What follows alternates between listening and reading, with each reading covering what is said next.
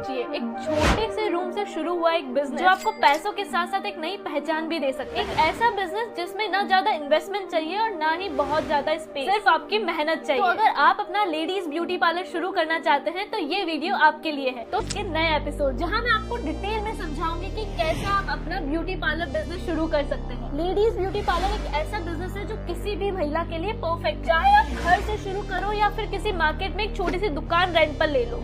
इस बिजनेस की demand daily ही रहती है और शादी का सीजन हो या फेस्टिवल्स का सीजन हो तो फिर तो मजे ही है। और सबसे अच्छी बात तो ये है कि इस बिजनेस को स्टार्ट करने के लिए आपको बिल्कुल कम इन्वेस्टमेंट चाहिए। अगर आपके पास सिर्फ 20,000 रुपए भी है ना तो आप एक अच्छा सा सक्सेसफुल पार्लर शुरू कर सकते हैं। और तो और आपको ब्यूटी पार्लर शुरू करने के लिए कोई डिग्री की भी जरूरत नहीं है। अगर आप 10th पास भी नहीं है ना तो भी आप ये बिजनेस शुरू कर सकती हैं। सबसे जरूरी है एक अच्छी ट्रेनिंग जो आप अपने आसपास के किसी भी पार्लर में जाकर ले सकते हैं। और अगर आप चाहते हैं कि आपको प्रोफेशनली सीखना है तो आप वोकेशनल कोर्सेज कर सकते हैं। बहुत सारी अच्छी अकेडमीज, इवन गवर्नमेंट भी आपको ये ट्रेनिंग प्रोवाइड करती है। आप किसी भी अच्छी अकेडमी में जाकर ये वोकेशनल कोर्स कर सकते हैं। एक अच्छे ब्यूटिशियन बनने के लिए आपको आना चाहिए threading, waxing, facial, hair styling, basic and bridal makeup. अगर आप चाहे तो आपके घर में कोई खाली रूम हो तो आप वहाँ से भी अपना पार्लर शुरू कर सकते हैं। अगर आपके घर में कोई रूम खाली नहीं है तो आप मार्केट में भी एक छोटी सी दुकान रेंट पर ले सकते हैं। सेटअप के लिए आपको बस बेसिक फर्नीचर्स की जरूरत पड़ेगी, जैसे एक बड़ा सा मिरर, एक कंफर्टेबल चेयर, एक रैक और टेबल एंड अच्छी सी लाइट। साथ में आपको कुछ बेसिक इक्विपमेंट्स और प्रोडक्ट्स लेने पड़े, जैसे वैक्सिंग और facial kit, hair styling tools, foundation, mascara,